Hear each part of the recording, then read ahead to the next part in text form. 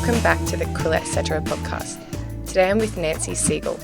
Nancy is a professor of psychology and director of the Twin Studies Center at California State University, Fullerton. Dr. Siegel's research has been featured in the New York Times, the Atlantic Monthly, the Wall Street Journal, and of course, here at Quillette. A world-renowned expert on twins, she has appeared on The Today Show, Good Morning America, Dateline, 48 Hours, The Oprah Winfrey Show, and on Australia's own 60 Minutes. Nancy also has a fantastic TEDx speech from 2017, which I highly recommend you watch. I'll link it in the show notes. Her 9th book was just published a few days ago. It's called Gay Fathers, Twin Sons, The Citizenship Case That Captured the World. So Nancy, what can you tell us about the couple at the heart of the story, Andrew and Elad? Sure, I will. So what happened, Zoe, was that Andrew, an American citizen who also held Canadian citizenship, went to Tel Aviv University to get a master's degree, and there he met Elad, who was a student, and the two of them fell in love and married in Canada, because in 2010 you could not marry in Israel, you still can't, and the United States not 2015. So they married in Canada in 2011, and they had twin boys, Ethan and Aiden. And they did this via surrogacy and egg donation. It turned out that neither father cared who actually contributed the sperm that created each child, but it turned out that the top two embryos were one of mine and one of yours. So they had the same egg donor, but Andrew was actually contributed sperm to one and Elad to the other. So the children were really half siblings, genetically speaking, sharing 25% of their genes.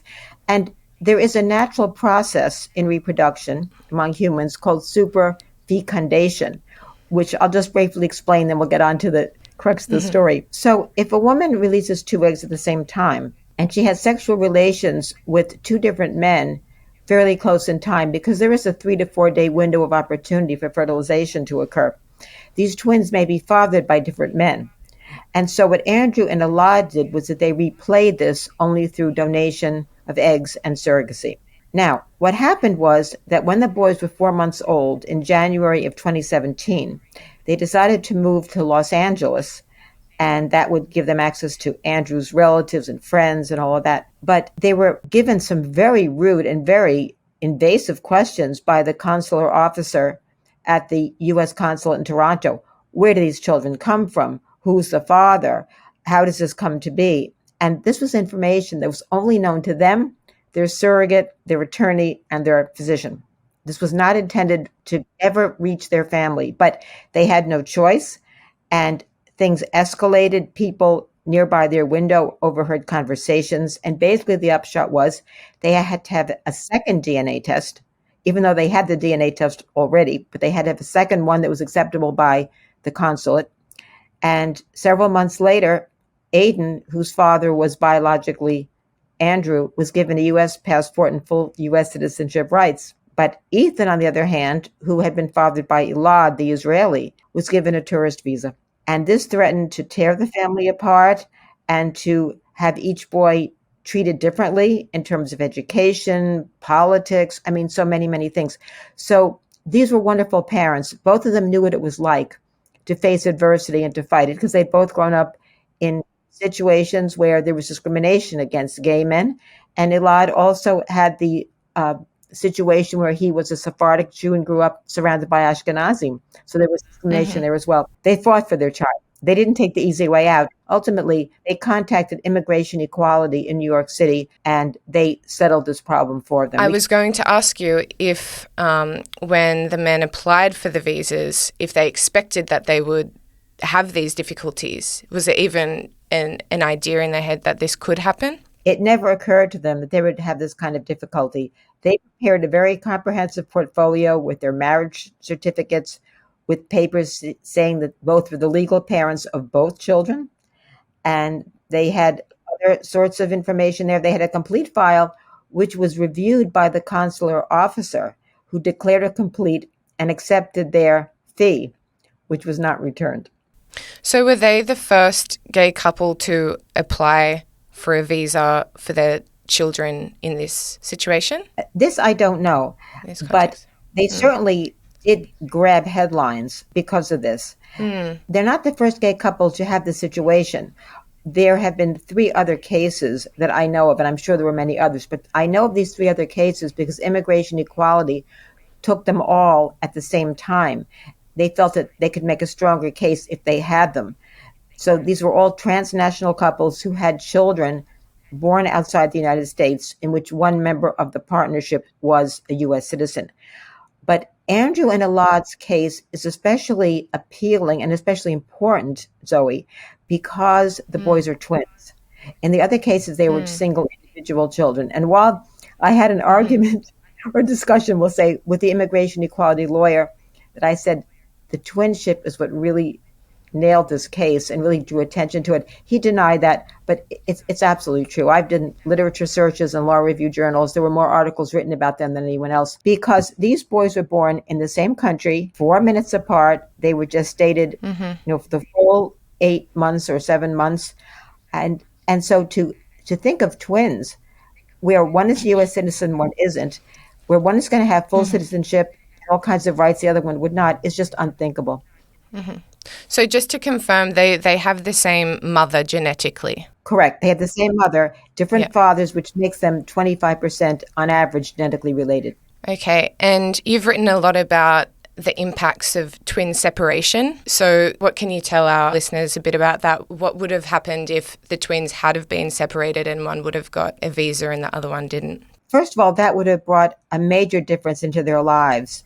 And the main point, though, is that they would not have grown up together, enjoying each other as twins. Twinship is a very celebrated relationship. And I know from my years of work on the Minnesota study of twins reared apart, my work with Chinese adoptees who were indirectly separated through the one-child policy in China, these twin girls, I know that when they meet, they are so sad and angry and bitter at the idea that they were separated because you cannot remake all that lost time. You simply can't. And these boys were young enough that they were together at least until Ethan's tourist visa ran out, and the parents were able to keep them together even beyond that. But it would have created a wedge in this wonderful, wonderful family if the twins had to be separated, because it would have separated the parents as well. So I am not at all for twin separations. And everyone agrees that twins are special in the sense, twins have a universal fascination for everyone. And I've often asked myself why, and I think it's because we expect individual differences in behavior, and we see 2 people who look and act so much alike. It kind of challenges our beliefs in the way that the world works. Now, Ethan and Aiden look quite different, but they are twins with the same birthday and the same parents, basically, and the parents make no distinction between them. We can talk about cross-parenting, assortative cross-parenting later on if you're interested in that. It's a very concept. I'm very interested. Yeah, but at any rate, the separation would have been devastating at many, many levels. And since the decision has been resolved in the court, do you know if there have been any applications for gay parents since then? Because I assume in Australia we have precedent. So, I think in the States you do too. So once this is like a landmark decision, correct? Like now it will be easier for future gay families. Exactly.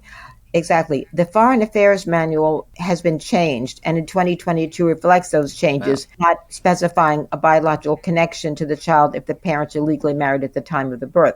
So that's a real plus. Okay. But it still says gestational, and that's a very vague term. Does it mean that you carried the child? Does it mean that you simply contributed the sex cell that gave birth to the child? What does that mean? So the tendency now is to talk about intended parents. If you intend to be the parents of the child and then you're married at the birth. But then I ask myself, what about intention and you don't get married? Are those children treated any differently? So IVF and other reproductive technologies have remade families. And while the intention was for heterosexual couples, it's had an enormous impact on homosexual couples. And it really does, as you suggest, change things, make things much better for transnational couples with children in the future. But it still is up to the consular officers to interpret these. These are not really rules. They're regulations or guidelines, and they can be applied differently depending on the discretion of the officers. In reading and researching your book, did you come across other laws or policies that are discriminatory when it comes to gay parents and their children not being from the same genetic component? Yeah, well, gay parents and the children of gay parents have been discriminated against. People wrongly assume that gay parents don't make good parents, and that is so wrong. A lot of data have come out lately to show that gay parents are wonderful, sensitive, loving, and caring parents. And the children are great. They don't have any more difficulties than other children. And in fact, they have greater tolerance of individual differences than children born to heterosexual couples. And what's very interesting is that there was a British study that looked at parenting satisfaction among ordinary heterosexual couples, adoptive parents, and people who conceive their children through IVF or other reproductive technologies. And the people who are adoptive parents and the ones with the IVF are the happiest parents, maybe because they really wanted these children and really had to go to bat to get them and pay enormous fees. Whereas heterosexual couples have them the old-fashioned way, it's not such a big deal. And I can tell you that having spent time with this family, you forget. All you see are two dads who love their children and do what all parents do: educate, supervise, entertain, take care of, nurture. It's no different. I was surprised to hear that gay marriage isn't legal in Israel, because I heard that Tel Aviv in particular was quite a progressive and open city and there was a huge gay community there. That's correct, but Israel doesn't perform gay marriages. They will recognize them if performed outside the country, but they will not perform them themselves. Right. Okay.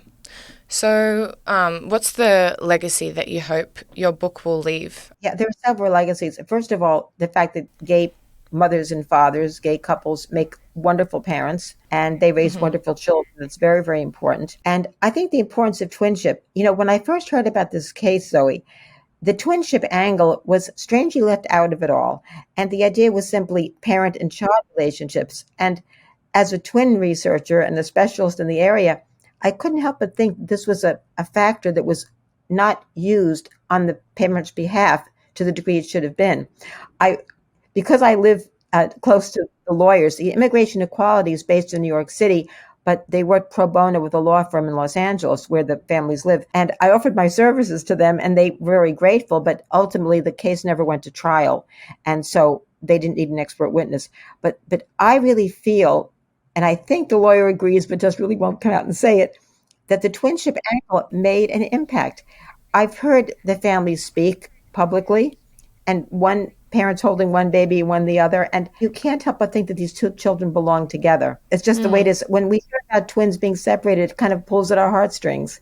And when we hear about reunions, we celebrate them. So I think that was a very important aspect here. It doesn't mean that sibship is less important, but I think it underlines twinship and sibship. Sibship. I've never heard that term before. It's one that we use here quite a lot.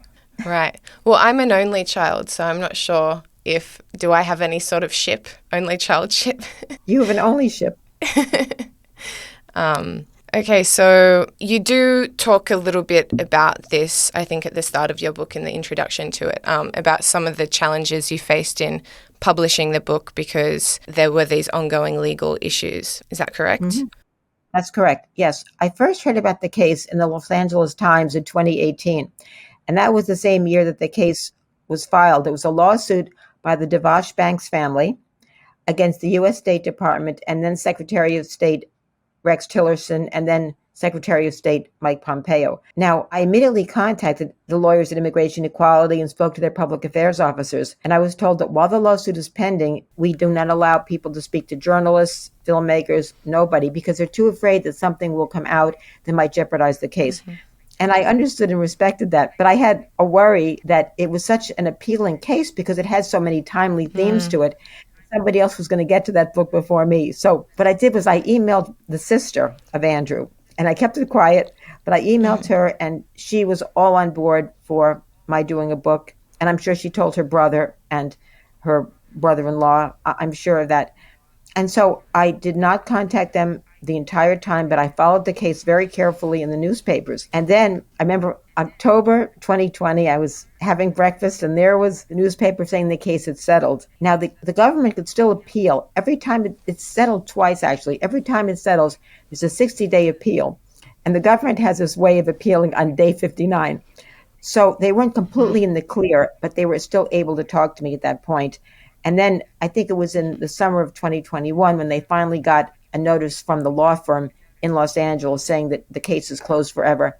They never have to worry. Ethan is a full U.S. citizen. And that was the end of it. So I met the family in December of 2021. I met them in their home. And it was just a delightful experience. They were very open, very forthcoming with information, very loving toward their children who interrupted us every 5 minutes. But the thing that most impressed me about the parents was how they were not interested in the easy way out, which would have been a quick solution, but not a long-term one, and would not have helped other families.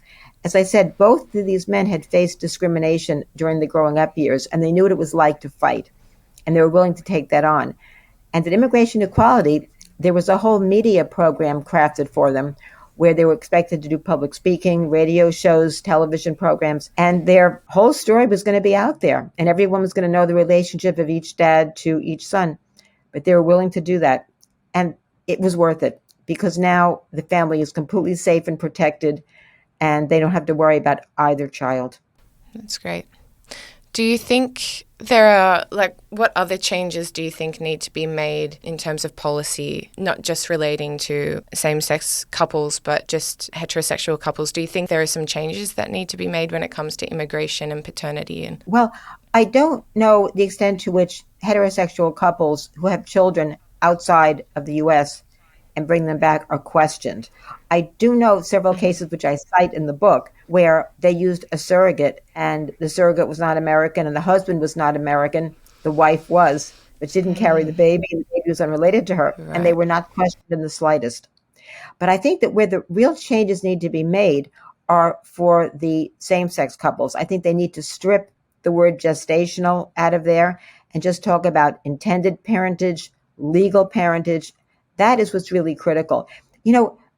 We have to realize that human nature is such that we can thrive under many, many different circumstances. The traditional nuclear families, same-sex couple families, orphanages, collectives. I mean, there are many, many things that support normal human development as long as you have the basic needs of nutrition, safety, and nurturance. And so this is just one of many different arrangements that works out just fine. And I know that there are going to be people who reject it at a personal level, and that's fine. I'm not going to tell anybody how to think. But I think that what you have to do is allow people to be themselves and to live their lives and to love who they want without any kind of restrictions. And as I mentioned to someone the other day, and I mentioned in the book, that I've never heard of a gay movement against heterosexual couples to strip them of their rights. It's always the other direction. Have you always been interested in LGBT rights, or was it just this story that captivated you? Well, I've always been interested in LGBT rights, but it was not my main focus. What drew me to this case, of course, was the twinship.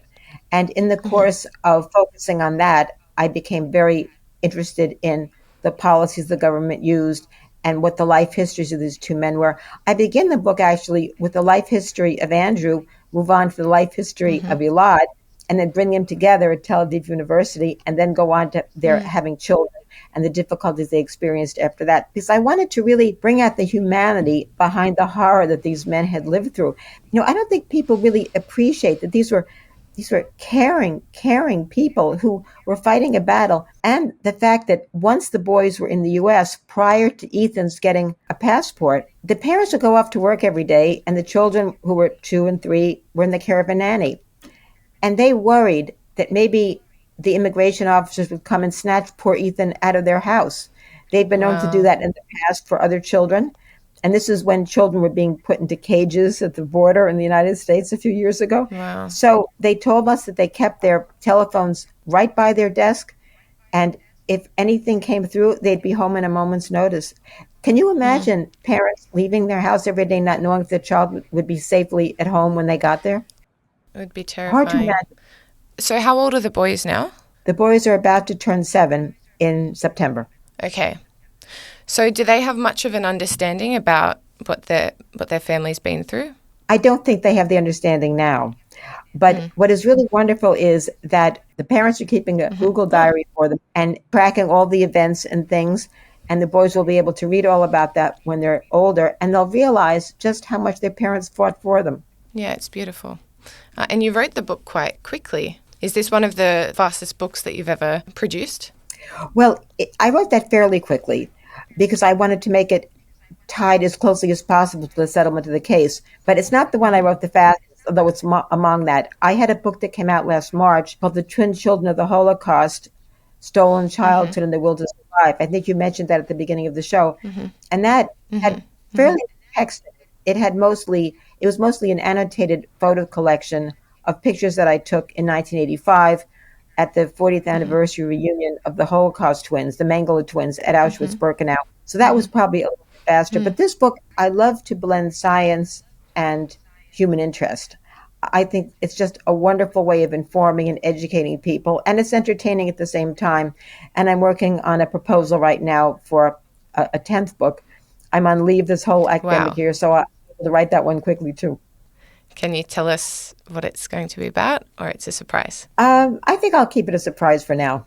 I think I will. Okay. Oh, how exciting. Can you give us an update on what's currently happening in the field of twin research? Yeah. Well, twin research really remains very vibrant, very informative, very engaging. And I'll just lay out the basic logic of the twin method, which is that you have identical twins who share all their genes, having split from a single fertilized egg. You've got fraternal twins who result when a woman releases two eggs that are fertilized by the same gentleman. And so you've got one set of twins that share all their genes and one set that share half on average. And so greater behavioral or physical resemblance in the identicals is consistent with the genetic influence on the behavior. Now, I would say that there are probably 2 or 3 trends in twin research now. One is that many, many more behaviors are being subjected to genetic analysis, such as religiosity, political attitudes, social attitudes, COVID susceptibility, how much you watch television and play on the internet. All these kinds of things are fascinating. And who would think they have genetic components to them? But of course, nothing is all genetic. Everything has an environmental influence as well. And in the field of molecular genetics, with the unraveling of the human genome, people are looking at different genes in twin populations. And identical twins, as it turns out, don't share all the genes exactly the same. There are point mutations, what we call de novo mutations, that can happen before birth or after, which might make some differences, but we don't know really how many twins undergo that and what they might mean. So people are trying to unravel the meaning of some of these things and figure out the configuration of genes that underlie certain behaviors. So that's very interesting work. That's not the kind of work that I do. I much prefer to be in the lab with twins because twins just tell you so much by acting naturally. All they have to do is be themselves. And to me, I've seen it a million times, and I just love it. It's, whether they're identical or fraternal, they have a whole story to tell. They're all unique twist on human nature. Yeah, and we love to hear their stories. And twins always seem to be very happy to share their stories and very happy that they're twins. I was wondering if you've ever met a set of twins who didn't like being a twin. Oh, of course. The vast majority do. But of course, there are twins who are fierce competitors and feel that the twin has overwhelmed their individuality. There are fraternal twins who have very different interests and are estranged from one another. So, in fact, I was on the Oprah Winfrey show one time, and I was told that the program was about twin relationships, which was fine. But when I got there, I learned that it was about twins who hated each other. And I was a little nervous. What I thought to myself in the green room, I've got to handle this. And so I thought, this is not typical. I have to emphasize the atypicality of this kind of situation. But yes, this can happen. They're just like ordinary siblings can have their differences. Twins can have them as well. But it is the exception, not the rule. And I will say that I've often found that even when twins are somewhat estranged from one another, they're still enmeshed.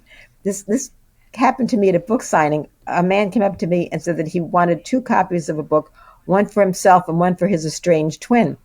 So I asked him why he was buying one for his brother, and he said, well, we're involved. We don't talk, but we're involved. See, so that gives you another clue that it's not cut off entirely in most cases. And do we know if the rates of twins being born is going up or staying the same, or? Well, it went up dramatically from 1980 till about 2021 or 2. It went up from about 1 in 60 births to 1 in 32 in Western nations. And Wow. the reason for that was the fact that women were delaying the childbearing years for educational, occupational reasons, and older women have a higher tendency to release two eggs at one time. It's kind of a human reproductive error, but a nice one. And Yeah. also, also with IVF and other reproductive techniques, that also ups the fraternal twinning rate. But what many people don't know is that it also ups the identical twinning rate, not as dramatically. But when you micromanipulate eggs in the laboratory, it may sometimes enhance the probability of division. Now, we also have better ways of managing pregnancies because twin births and triplet births are high risk, but we're better able to detect them and to manage them. So twinning did go up dramatically until about 2021 or 2022, but now it's stabilizing.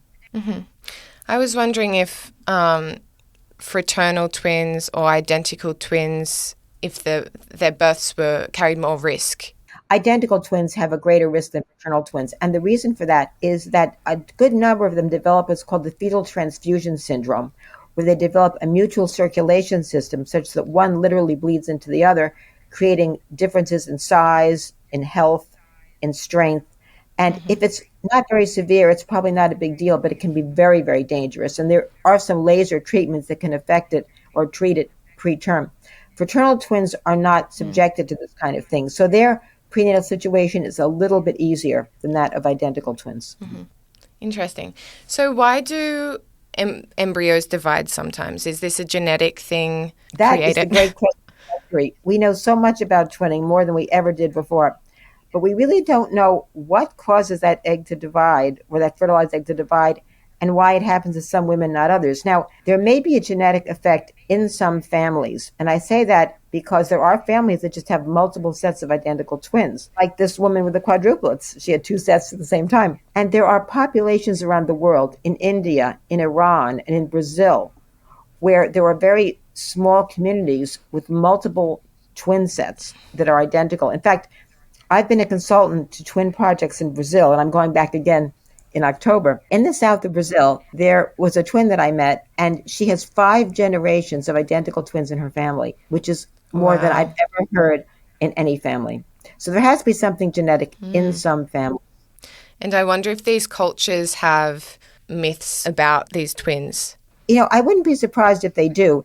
There is a street in Cuba, in fact, called the Street of Twins. And when I was in Cuba Wow. a number of years ago, I went to the Street of Twins, and it's both identical and fraternal twins, but they just seem to pop up on this one street. Some people feel that it's a function of a certain tree and the fruit of the tree. I can't remember the name of it now, but some people believe it's that reason. I don't really think so. In Nigeria, among the Yoruba tribe, they have the world's second largest twin frequency in the world.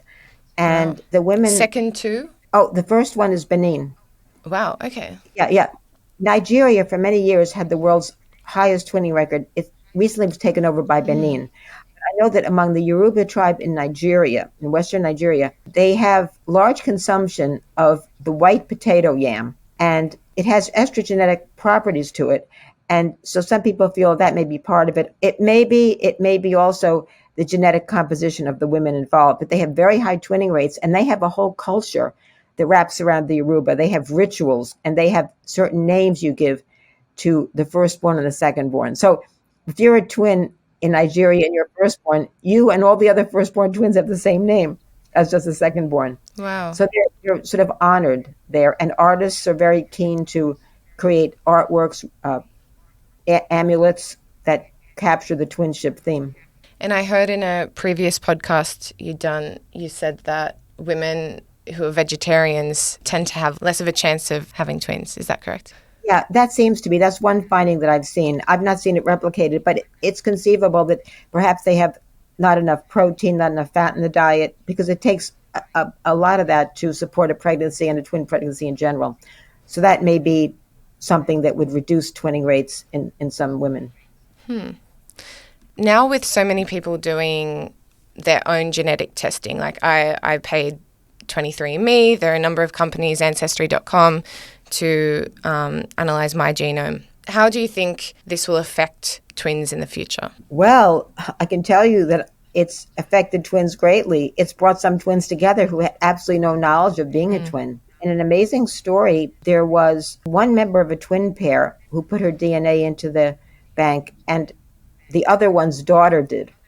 And so when the daughter got her report, she was told about this woman that she shared half her genes with, which was preposterous. And it turned out that the two were identical twins, her mother and this other woman. And then not just the DNA banks, but there was a woman here in Los Angeles that I got quite friendly with, and she put a video of herself up on the internet. She was an aspiring actress, and it was seen by a friend of her twin sisters in England. And they looked so much alike and eventually got in touch. And I arranged for DNA testing. They were celebrating before the DNA test results came in. I said, don't you dare. Let's get the DNA first. And of course, they were identical twins. Same birthday. They were from South Korea, adopted by a U.S. family and a French family. So that was amazing. So the point is that the internet has brought twins together. And in fact, you mentioned Liberally Divided that talked about the triplets. Well, there's a case in there also of Michelle and Allison, who met only because their DNA was in that bank. And they turned out to be part of the very highly unethical study done by the Louise Wise Agency and the Child Developmental Center by researchers Viola Bernard and Dr. Peter Neubauer. So they never, ever would have known about being a twin if it had been for that. And you write about the Wise Foundation, or what are they called? Sorry, the Louise Wise Adoption Services. In the 1960s, they were the premier adoption service for Jewish families wishing to adopt Jewish babies.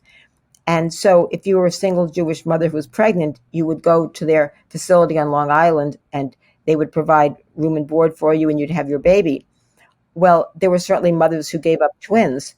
And Viola Bernard, who was a psychiatric consultant for the agency, had a highly misguided notion that twins and triplets were better off being adopted separately to avoid identity problems and to avoid parental overburdening. And so these twins were put into separate families. Their adoptive parents were not told, and they met as adults mostly through mistaken identity.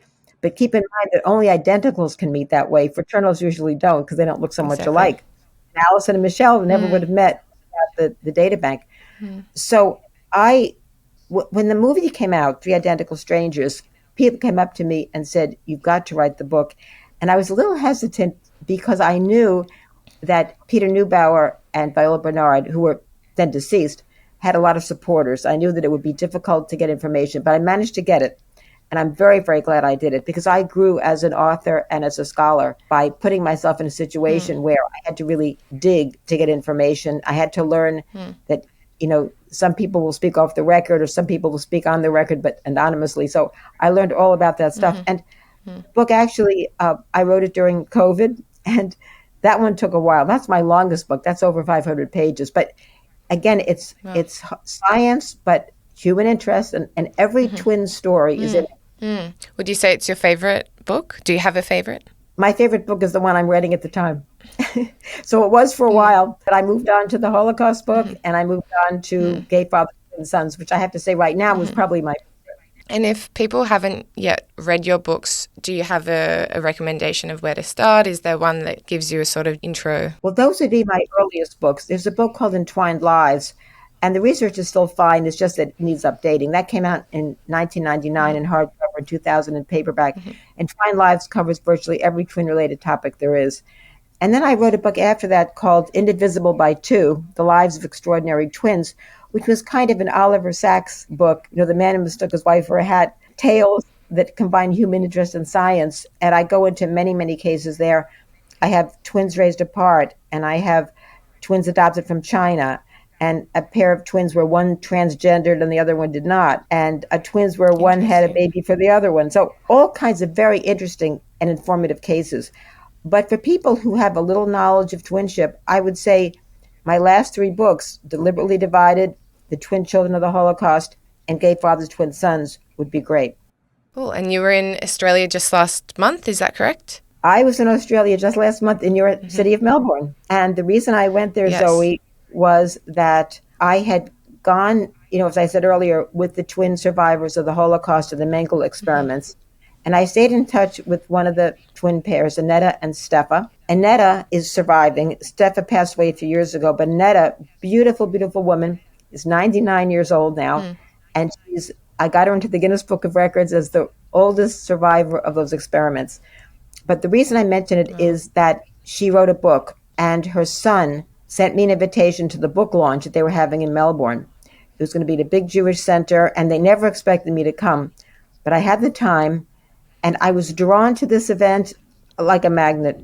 I knew I had to go. It seemed crazy to fly 18 hours each way for a 2-hour event, but I'm not sorry. You know, there are times in life when you have to do certain things, and you can make a list of pros and cons, and the cons outweigh the pros, but your heart and your mind are together on this, and they tell you got to do it. And I am thrilled that I went. I'm just thrilled that I went. It was such a meaningful event, and I got to speak and address all the friends and relatives who were there and meet the family. It was wonderful.